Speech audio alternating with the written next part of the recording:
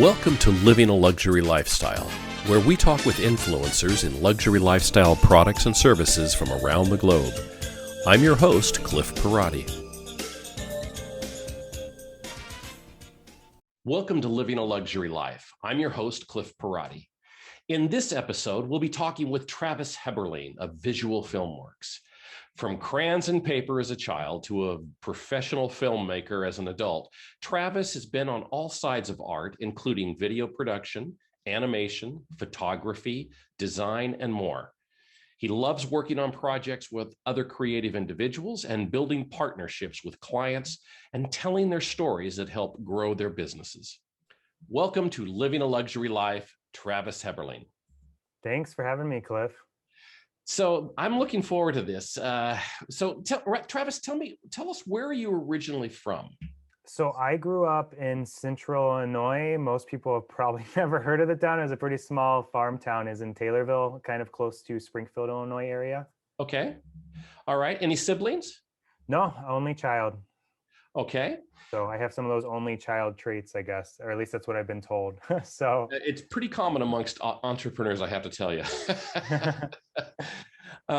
So tell us a little bit about your journey to the current job and ownership of Visual Filmworks. Yeah, I would love to. So, I've always had a background in creative stuff and art. Like going back to what I was talking about, coming from a small town, there wasn't like a ton of opportunities in like kind of the media arts field. So I did a lot of traditional art stuff.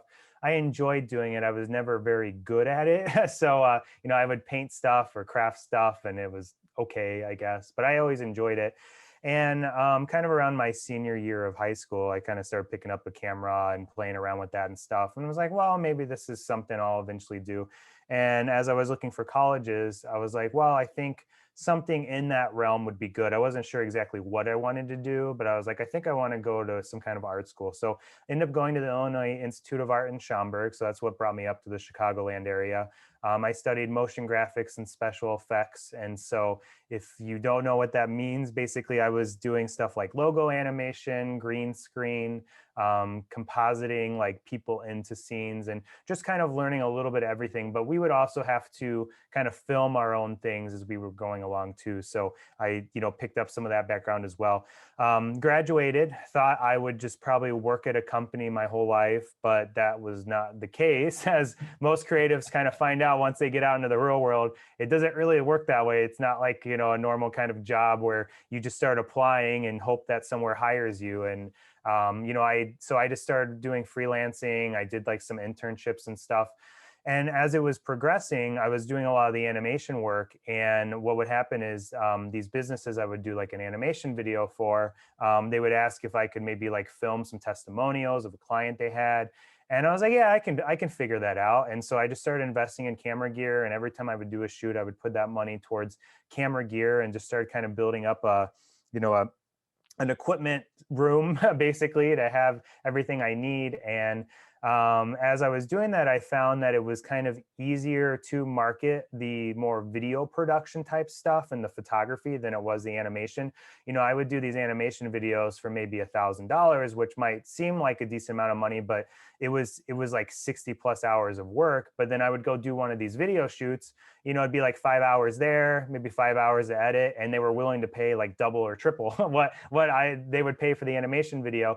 Part of that might have been because I didn't know a single thing about sales, but also I think it was just kind of easier to explain it to them. And I preferred that kind of work because I got to go out into the world and I wasn't just behind a computer all the time. So, that was kind of how I got going. And then I started getting into weddings and shooting weddings. And that's when like the business side of things started kind of sparking up. So I realized that I couldn't just have all this income coming into my personal bank account and everything. So that's when I started, setting up an LLC, setting up, different bank accounts, started having some other people shooting with me and for me and having other people help me edit. And it just kind of started snowballing that way. And now, I love the creative side of things. I still am always trying to kind of educate myself on that.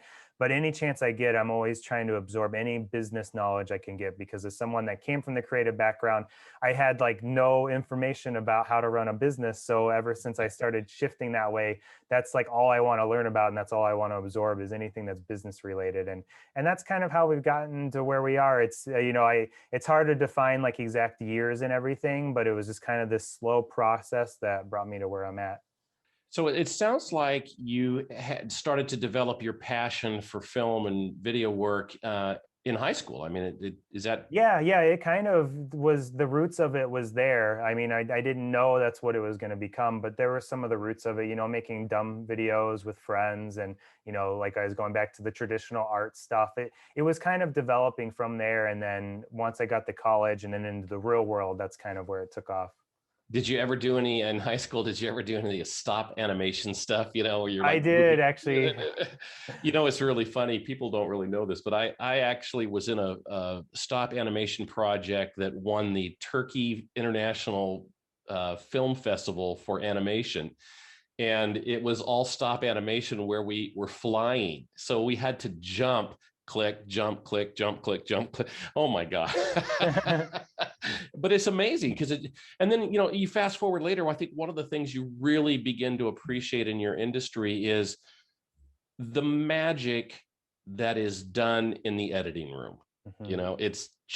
It can change the way something feels and the way something looks like. And it's absolutely amazing. What was the first film or photography project that you did in your professional career? Oh man, I don't know exactly what's the first thing. I probably don't want to remember the first thing, but I guess we could go with kind of the first. This is still for school, but kind of the first like big project was actually it was kind of cool that this is what we did, because kind of foreshadowing I would be kind of in this industry. But we had this project where it was web based, so it was I mean, YouTube was a thing, but it was kind of like, okay, we had to build like a website, and then we had to have like these series of videos that would go on the website. And we partnered with like a few other videographers in our class and a few web designers and stuff. And so we kind of came together, and the topic we ended up choosing was modern day advertising. And so we created these videos, a combination of animation and like actual video footage, just kind of explaining like where marketing is going. And it's interesting like looking back on it, because I mean, obviously it's not like the greatest thing I've ever done now, but it was pretty good for like the time when we were still kind of young. But it's just kind of cool because a lot of that stuff that we were talking about in those videos are like happening now, because we were kind of talking about where marketing is going to go. And it's funny, as me, I didn't actually understand any of that stuff. It was actually one of the other guys in my group that I'm still connected with, that he was like super into marketing and where things are going with advertisement. So he was the one kind of providing the information, and I was just helping create the videos. But now looking back on it, it was like he was like so ahead of time, because like I'm doing the things we were talking about, in those videos. And that Yeah. was, over 10 years ago now. Well, and it's also funny in our lives how we get clues to things that we're going to be doing Yeah. earlier in our life, but we don't really see them that way at the time. And then we look back and go, wow, here I am using the stuff that I was talking about 10 years ago Yeah. or whatever. Yeah, that's interesting. So you're a camera buff, I see by some of the postings on Facebook and so forth. What was your first professional grade camera you ever owned, and how old were you when you got it? So the first one, well, not counting, I had like a little point and shoot in high school, but I won't count that. But the first like real one, Sony A33. So that was, Sony has kind of made a name for themselves in the like DSLR and mirrorless camera realm, but it didn't used to be like that. So actually when I got it, a lot of people thought I had lost my mind, because everyone was doing like Canon or Nikon. And so I'm actually really happy with that decision, because now they're like a huge force in the camera industry. But it was an interesting time then, because when I had started going out into the real world, this would have been, about 10 years ago, there was a DSLR boom. And so what was happening was, it was kind of one or two things. So like if you were kind of a lower end or like a wedding videographer, like videographer for like small businesses, you just use like a typical camcorder, and it had that kind of video look. And it was only really like the film industry and like movies and major pictures and TV shows that were using like the big cameras that you could get those really nice, shots with like the shallow, depth of field where it's like blurry behind them and to be able to shoot in low light. And what happened was Canon, they put video in one of their photo DSLRs, so it allowed for you to have this like sharp, almost like movie-like quality. And that boom happened like right when I graduated. So the first, I was like, well, I want my stuff to look really good. So the first camera I got was the DSLR, and even that was kind of controversial because a lot of my video friends were like, oh, you need a traditional camcorder because this thing is missing features you need. But I was like, I don't care about that. I just want it to look really good. And so that was kind of where I started, and then I've been with Sony ever since. I've been able to kind of even work with them on some projects and stuff, which is really cool. And just have really enjoyed, the products that they release. And I mean, they're obviously not going anywhere because even if they weren't doing well on cameras, they pretty much make every other piece of technology that we use. So, well, it's interesting. When I've done a couple of film projects and been in some little some pilot shows and stuff. And some of what's amazing to me is I always expected that big camera on the shoulder thing, and that's how we're going to shoot it. No, these guys were using these handhelds, they put it on a tripod, but they were shooting really good quality, crisp video off these things. And I'm going, wow, times have really changed. Yeah, funny story related to that was a huge struggle when it kind of first happened. Now I think it's more understanding, but this is kind of early on in my career, but I had a music video we were doing. It's probably like the biggest one that I had ever done. And it was for this girl, and her dad was kind of the one overseeing all of it. And she was like a singer songwriter. And so, I'm working with the audio guy, and he's like, yeah, I know like what quality you can get with your camera, but just like put stuff on it or like bring an old big camera you have, just do whatever you need to, because this guy is so set on the amount of gear and he thinks that's what makes the production. So the first shoot we do, I show up with all this stuff. We didn't use any of it. And then after the shoot, I showed him like a clip on the back of the camera, and I was like, all right, I'm not bringing any of this other stuff next time. This is all we need is right here. And he was like, okay, I get it. And then he was cool with it. But yeah, that has been a struggle. It still is sometimes too, that, people have this expectation of something and it's sometimes not required. Like I was just talking to a possible client, and they're like, oh, you must have like, 20 people show up. And this wasn't like a super complicated video. It was just like, they want to do like a cooking channel for their YouTube. And I was like, actually last time we did one of these, there was only like 3 of us there. And they like kind of blew their mind. They're like, wow, like that much can be accomplished with that few people. And it's like, yeah, you're not making a major picture movie here with all these like different things happening, like explosions and stuff. It's like, this is just a cooking video, like we want it to be good, but you don't need like the whole town to come, to your shoot. That's funny. Are you a film buff? Do you go to the movies? Do you like the movies? I'm probably not as much as some. So I enjoy watching movies, and I've taken ideas from movies. But I wouldn't say I'm like, if I was doing like movie trivia, I probably would fail at it. But I'll go. Well, when we could go to movies, I would go. So yeah. Well, it's funny because I come from an acting background when I was younger and stuff. And so when I go, I really, especially as I'm older now, and I just am watching, yes, I'm enjoying the movie in its totality, and I'm not I'm not one of those guys that go, oh, that was a great acting job, or this was that. But I do see with a different eye sometimes, and I got to believe that in the film industry, you're going, wow, that was a really cool special effect, or that was, we were just literally talking about from The Hobbit, Smaug, and how that was done with the technology. And it was like, oh my God, that blows my mind. Especially since I saw that technology when it first came out at an E3 conference, and I'm going, wow, I wonder if they'll ever do anything with that technology. And now it's like put all the little dots on people and make all the graphics, all the CGI is being done off of real movement, which is really kind of fun to watch. Yeah, it's funny you talking about that because That's kind of one of the struggles with watching movies too, is like if it's not a really good story, I'm just going to be focusing in on like all the technical stuff. So it takes like a really good story for me to kind of be able to shut all of that off, because otherwise I just want to kind of examine the movie and like, okay, what did they do for lighting, what kind of camera movement were they doing, and all that kind of stuff. But if they reel me in with a good story, then it's like all that goes out the window and I'm zoned in and focused. Well, what's your favorite genre of movies?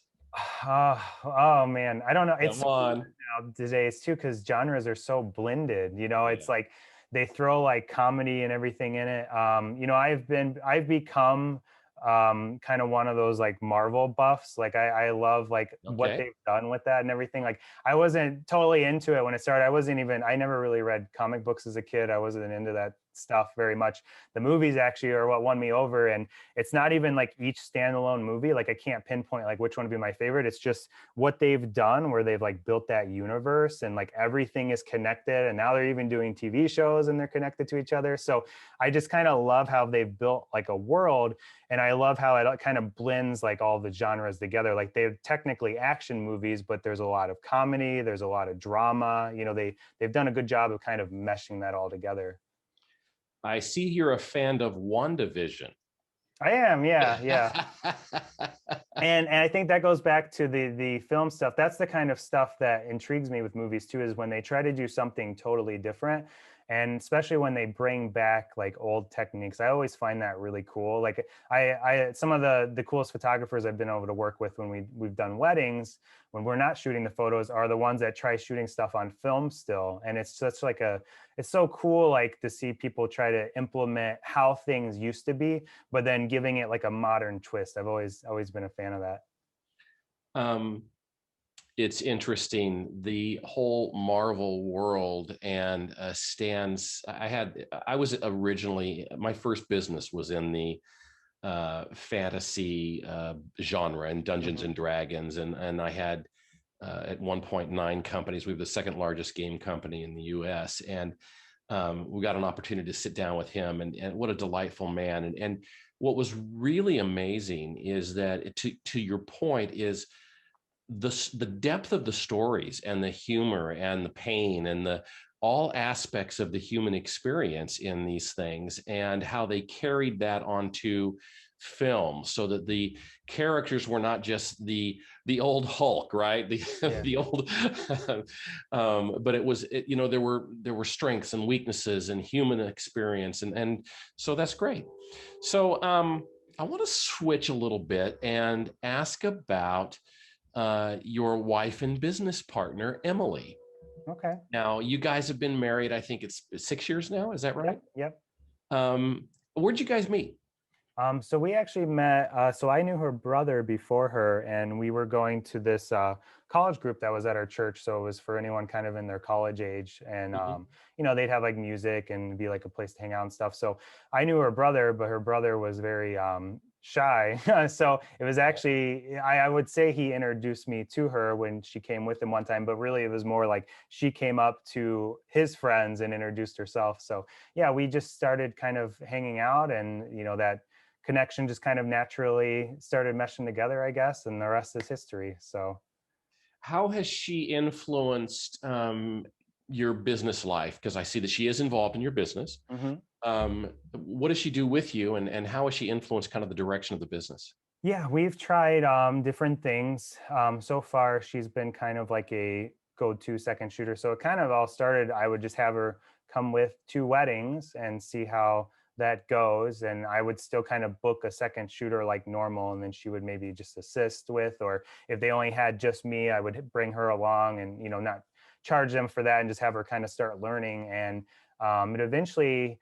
I just felt more comfortable having her than someone else. And the main reason for that was when I would bring a second shooter, they might be a really good, photographer or videographer, but they kind of have their own traits and styles. And so even though I would be like, hey, can you go get this shot? It would maybe not be quite what I was looking for. Whereas like she didn't really have that background at all. So it was kind of like a sponge. And so it was what I was kind of looking for was not necessarily a carbon copy of me, but someone to kind of assist with what I was doing. So like if we were running behind, that I would know I could rely on her to like go plug in all the batteries and make sure everything's charging, and talk with the planner to make sure we know when things are happening, or set up the tripods or whatever it is. Whereas when I'd hire a second shooter, they kind of just wanted to be shooting the whole time. So if I was like, hey, can you go plug in my batteries, they'd be like, what? That's not my job. Like so that's been really huge.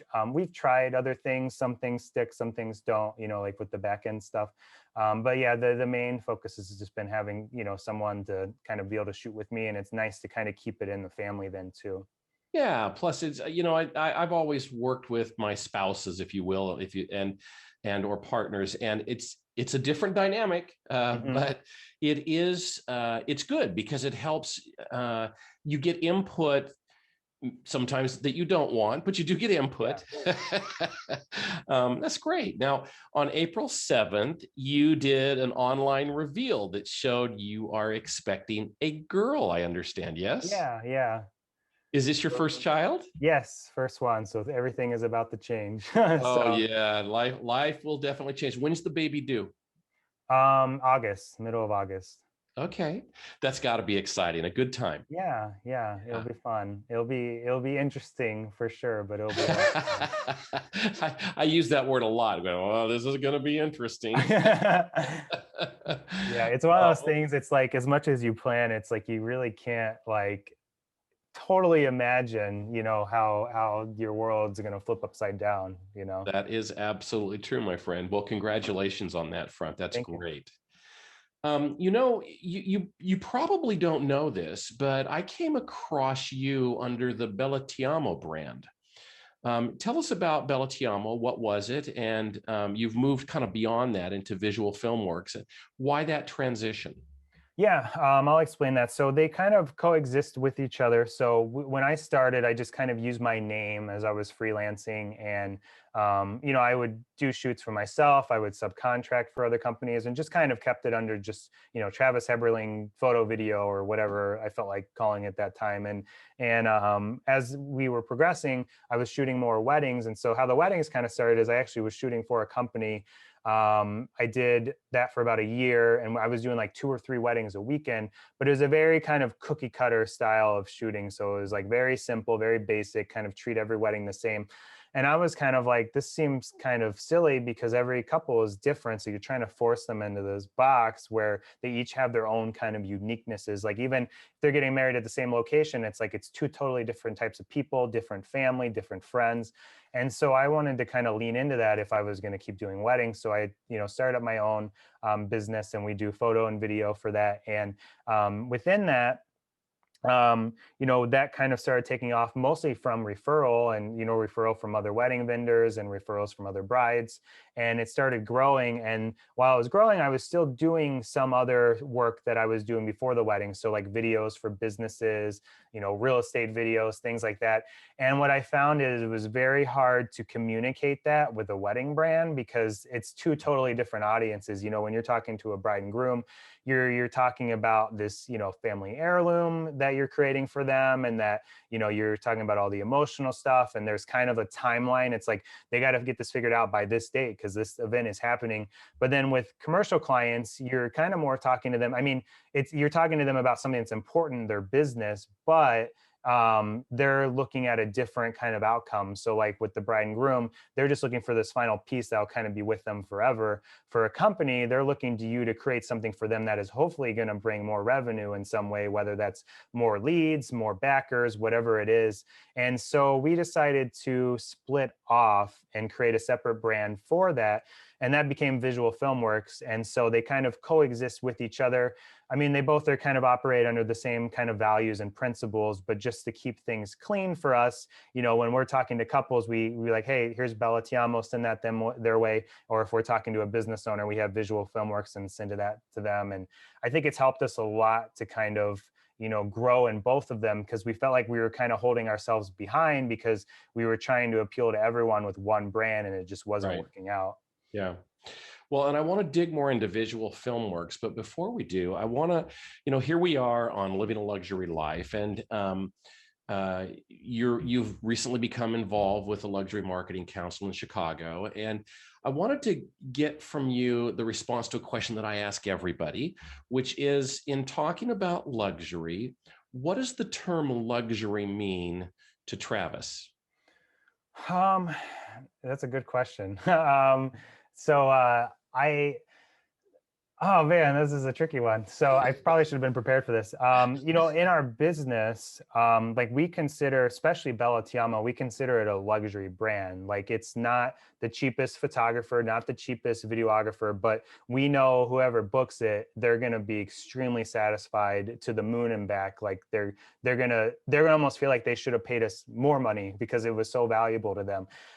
But that's not gonna appeal to every single person. And so to us, with that brand, at locations, and when I'm kind of thinking of luxury, like a luxury wedding, for example, there's kind of the obvious, like nice hotel in Chicago, nice floral, expensive dress, expensive tux, really nice film, nice photography. But we've had what I would still consider a luxurious wedding, and they've been in like a backyard, but it's like, acres of land and out on this beautiful like farm. And to me, it's kind of like the value of like what is happening and like the importance of that. So, it doesn't have to necessarily be the fancy hotel, but you could make something feel luxurious, like, and it's out on a farm. It doesn't have to be what we normally think of. And so, yeah, I think it's just kind of where you're putting your kind of, you're putting all your kind of like, what is the word I'm looking for? You're putting your kind of like all your emphasis into this thing, and you're putting your best into it. And whenever you're putting your best in it, it becomes luxurious. And your version of luxurious, though, might be different than, the Chicago bride compared to the bride that's out, on the farm. So Well, and I think one of the things that you talk about on your website, you spend a great deal of time talking with your clients. You really, it seems like you're a storyteller to me. And we've in the past talked about one of the things that separates luxury services and luxury products is that storytelling talent. Does that make sense? yeah, Um, totally. and I That's see that in your work. Yeah, and I mean, that's super important for us, because if we fail at that, then no one's going to want to hire us, because we're basically telling a story for them. So it's so important to nail that. And going back to kind of what you're saying, I've had some weddings where they weren't even like the fancy, farm. They were just literally someone's backyard, and it was the only option they had because, we were locked down or whatever. But we still made that film feel like it was luxurious to them. And a lot of it comes down to the story, the emotion, and just the way that it's like shot. It's like it still feels like this super high end product, even though it just happened in a backyard, and Yeah. it was all Yeah. they could do. So Well, good. Let's turn our attentions to Visual Filmworks a little bit. okay. What sort of projects do you do at Visual Filmworks? Yeah, if I would kind of summarize what we do, we're a video strategist production company. And so what I mean by that is we're creating content for businesses, brands, non-for-profits, realtors who, they want a creative way to be able to market what they're doing. And so the way that could look is, for example, there's a financial company that we work with on an ongoing basis, and we create their educational content. So they use this educational content to send out to current clients, to new clients, to anyone that would kind of be in their audience. And, it's not direct selling, but it's kind of putting themselves back on the radar of these people that they've either worked with before or that are interested in working with them. And it also increases their credibility because, even for myself, when I was ready to find like a financial advisor to help me, I went to them immediately because I just knew that they knew what they were talking about, because I've seen all their videos, because I was helping them make their videos. And it reassured that they would know what they're doing. Whereas when I would look at other financial advisors, there was no information, like they weren't providing any like helpful information. So it's like, well, how do I know you're actually an expert? So a lot of our videos will do that. They kind of create the idea of, okay, this is an actual expert that knows what they're doing. I want to work with them. But then we also do brand videos. Those are pretty common. And so what those would be are, if you take, for example, like a chiropractor, we'll come in and we'll film his location, him working with his clients, with his staff, maybe even interview some of his past clients and have them do testimonials, and then put together this video that he could use on his website, but then we could also cut up into smaller pieces and he could use on social media to kind of use for visuals for people. And then one thing that became really popular last year was real estate. So I've always shot real estate, but it kind of took off last year because of COVID, and especially like video and 3D tours and drone, all that stuff became like a necessity. Like it wasn't just kind of like an afterthought or a luxury item that like a real estate agent would book. It became like you basically have to have this, otherwise you're not like a real estate agent. So that became really busy for us, and wasn't ever anything I wanted to dive too much in, but now that I'm into it, it's like I want to kind of keep going with it. And we've been working on ways to try to maybe have other people help me shoot. I already have other people helping me edit, and just seeing if we can kind of keep growing that. Yeah, you mentioned drones. Do you see an increasing use of drones in your industry? Yeah, it's interesting too, because they're becoming easier and easier to obtain. Like everyone knows a friend that has a drone or whatever, but the what you can do with it, I think, is still really important. And to do it legally, I think, is really important. So like we're certified, we have our license like with the FAA and everything. And a lot of people are just buying drones and they're going out and flying them and not taking into consideration all those things. And the next thing you know, they get a ticket or something because they're not they're not in an area they're supposed to be. And so yeah, I think it's increased, and it's really cool, like the technology that we have with it. So like when I started using drones, we wanted to implement them for weddings, and I remember even bringing out my friend who was doing drone stuff before I was, and like he couldn't see what he was shooting. Like there was no screen, and it was all like blind shooting. I think it stayed in the air for like 10 minutes, and it's this massive thing, it's like this huge piece of equipment. And now it's like we have this drone, it connects to your phone, so you can see totally clear and like HD what everything looks like. It has avoidance detection, just like a car, so it can sense like when things are near it. It can auto land if it's running low on battery. And then the cameras are like fantastic in them too. Like they perform super well. But then it's in this like really bite-sized package. Like it's crazy how they cram so much like technology in this little piece of equipment. And yeah, I don't think it's going anywhere. What's really been cool is even seeing how it's branched out into other industries. Like I know in agriculture, it's a really big thing, so they can check crops. I know for like home inspectors, they'll use drones now for really big homes. And it's just really cool to see how it's changed the industry. It's funny because I saw there was a company in California that's advertising using these drones, and it must be small because the drones that I used to see were monsters, like you talk about. But they're talking about literally doing fly throughs a house. They're going actually in the house and going in from one bedroom into the kitchen, and they're Yeah. literally doing a fly through with this drone. And I'm going, wow, that's so much better than like just a Matterport. You know what I mean? Where Yeah. you can actually feel the experience. And it's funny because in the last year during the pandemic, when buyers they were nervous about physically going on site and seeing a property, or maybe they couldn't because they weren't being allowed to. Hmm. Um, excuse me. The number one request we were getting was, do you have a video walkthrough? Do you have video Yeah. on this house? So yeah, I do see it as a growing trend. What type of work do you like to do? What's your favorite type of project to work on? Yeah, that's a good question. So it's actually funny. If I would pick two things, there were two things that we couldn't even do last year, and we were actually going to try to do more of. So we started doing more events like outside of weddings. So we were doing like conferences and expos, and that got shut down, Yeah. unfortunately. And then well, I really like doing work with non-for-profits. We were doing a lot of stuff with the American Lung Association. There's a lot of travel work, so that also kind of got stopped. And just in general, I know a lot of like non-for-profits. It's been a hard past couple of years for them because people don't have a lot of income, so then they're also not funding projects, and they're not giving like they were. And so those have been a little more far and few between, but they're definitely some of my favorite stuff to do. But also, I mean, the only reason I'm still in weddings is just because I love doing them. Like, I mean, a lot of times commercial jobs do pay better and there's more opportunity there. A lot of times they're easier.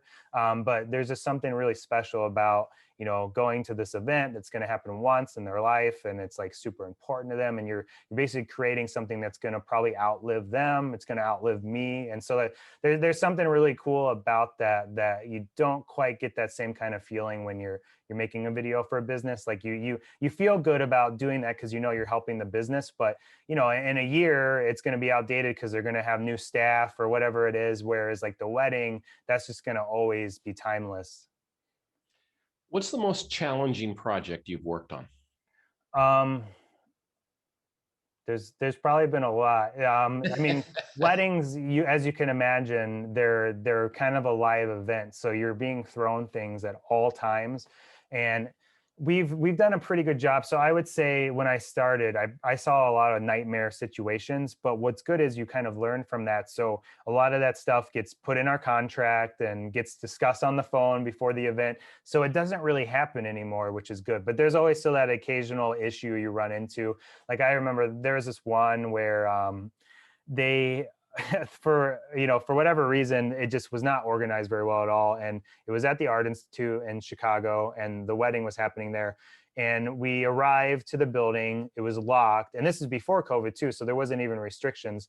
So the building's locked, we couldn't get in, we have all this equipment. They're like, oh, you have to go around and check in to like the security one.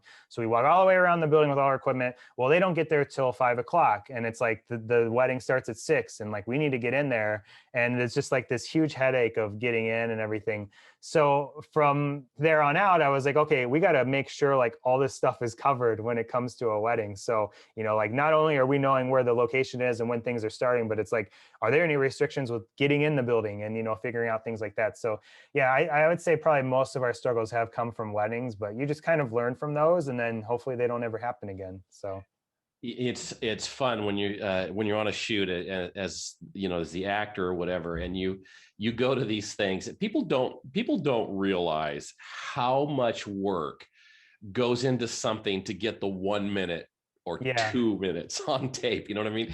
And it's like sometimes you're sitting waiting for 2 hours, and I imagine weddings could be the same thing. You're sitting waiting for something to happen, and you gotta get and you have to be Johnny on the spot when it happens, right? Yeah. And you got to get it right because you only get one shot. She's not walking down the aisle twice. Yeah. Yeah. Could you stop? Could you please go back and do that again? Oh, my Lord. Well, how have you seen the industry change in the last decade? You've been doing this since it looks like 2011 or so. There must have been changes happen. What are some of the key changes you've seen?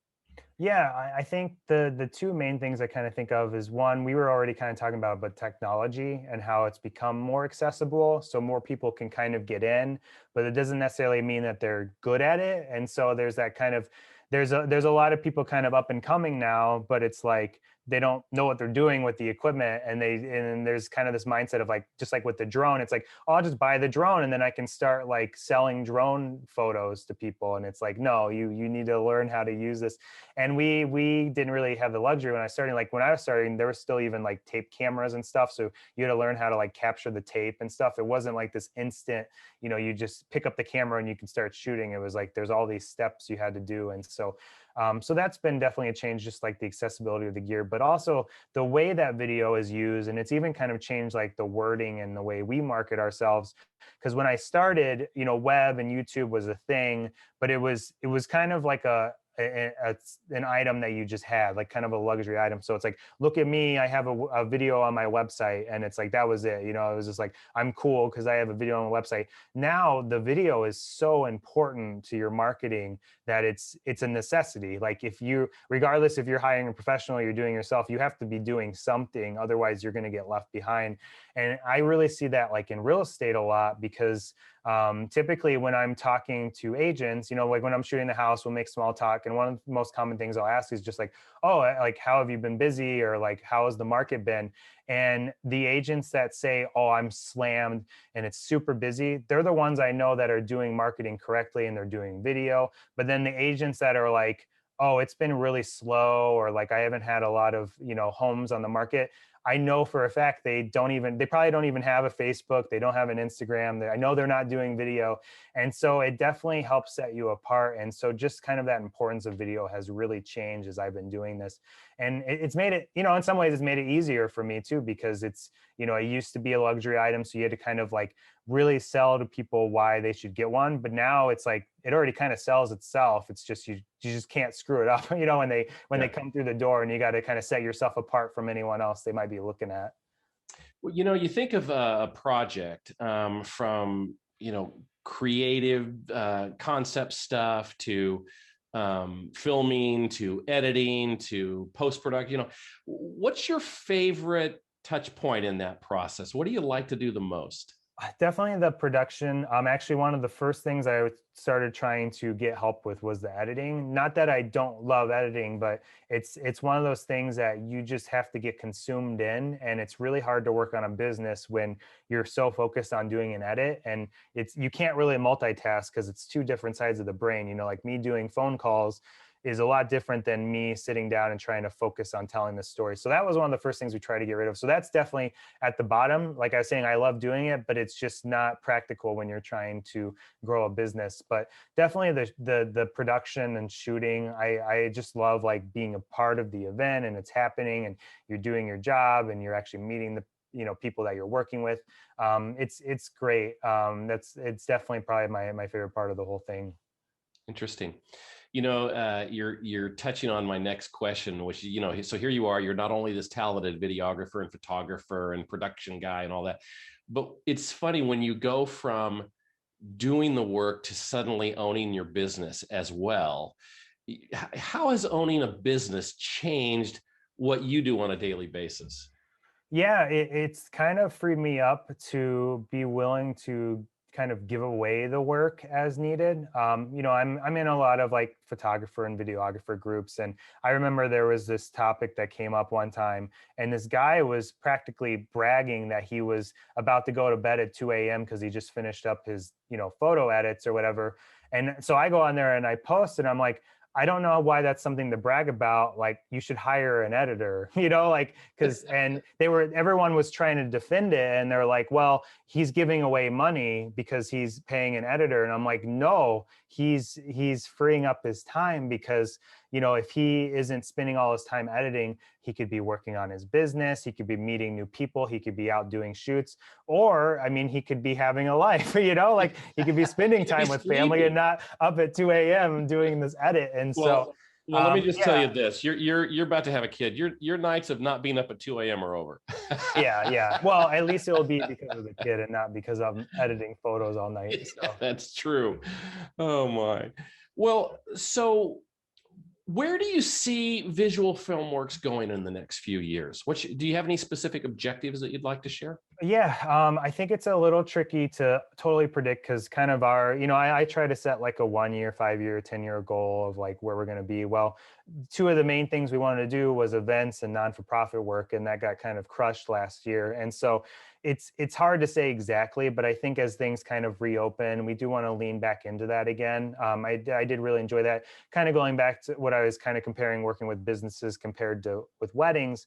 I do think non-for-profits kind of have that same feeling that you do when you work for a wedding, because even though they're maybe using that video for this one, fundraiser that's coming up or whatever it is, that video could still kind of live on because it's like impactful stories that we told in that video, and it'll kind of always, be able to live on, which is really cool. And so we would love to do that. And then of course, capturing events are a ton of fun, because, you're just around all these people, they're having a good time. Sometimes you get to learn stuff yourself because it might be a conference where it's stuff you're interested in, which is even better. And so those are great. So I would love for us to do more of that. And then it wasn't really an initial goal, but definitely the real estate, we've been really trying to lean into that. And we do like your typical kind of just walking through the home and your photography, but what's really been kind of catching on are more like lifestyle films that we've done. So like we had one we did where, the realtor brought her kids, they're jumping in the pool. So we're capturing all that. The homeowners are playing on their private tennis court.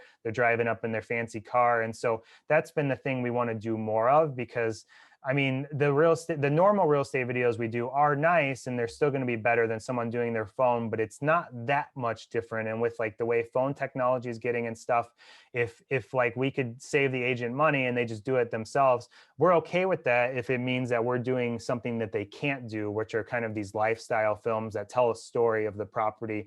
And it's not just your kind of boring, like, here's the outside, here's the inside, we're really bringing them in. So we would love to do more of that stuff. And that's kind of a goal we have, is to try to branch into that market more.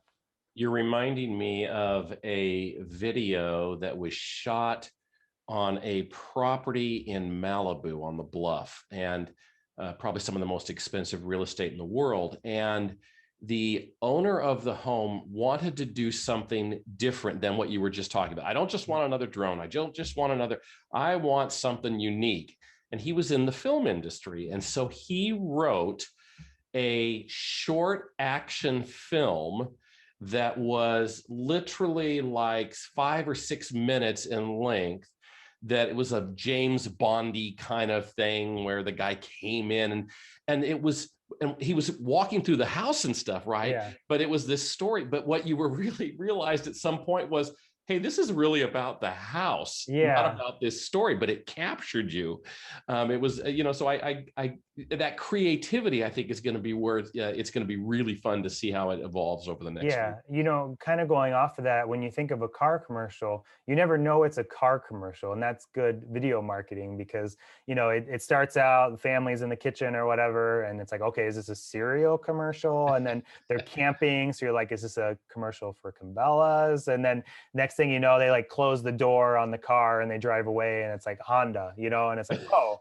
And so, I mean, that's kind of that, in a sense, that's kind of what we're trying to do with the real estate stuff, where it's not like super obvious that it's like we're trying to sell this property. It's more like we're showing you really cool stuff and telling a story. And it's like, oh, by the way, you should buy this house. So yeah, it's a lifestyle. You're selling a lifestyle. Yeah, no, that's very interesting. Well, in closing, if you had to summarize Visual Filmworks brand in a couple of words, what would you say? Yeah, so we are a video strategy production company. Our goal is to help other businesses reach their audience. So doing things that we've done for ourselves and helping them do it for their own business. And so this could be the obvious of just getting more leads, but for some, it's, kind of building up who you are in your industry and showing that you're a credible resource. And so that's always kind of our goal, is just to be not just like someone that a business hires, but we're someone that kind of comes alongside the business, and we help them as much as they need. Like if they already have the script and they just need someone to kind of push the button and record it and make it look good, we're happy to do that. But if they need someone to kind of help them with pre-production, with the video, even with like figuring out how to use it in ads or to use it on their website, like we love doing that stuff too, because we've done it for our own business, especially with Bello Ti Amo. And so we just want to be able to kind of provide that for other companies too. Well, and I have to say, after exploring some of your on-site, online stuff and your shoots, very professional work, very clean, very much a storytelling. I love it. Well, thank you, Travis Heberling, for joining us on Living a Luxury Life. It's been an absolute pleasure. Yeah, thanks for having me, Cliff. This was a lot of fun. Thanks. We'll see you out there. See ya. Thank you for listening in on this episode of Living a Luxury Life. This program is brought to you by the Luxury Marketing Council, a global network of leaders and influencers in the international luxury industry. Join us next time as we discuss trending topics with luxury lifestyle influencers. I'm your host, Cliff Perotti. Thank you for tuning in.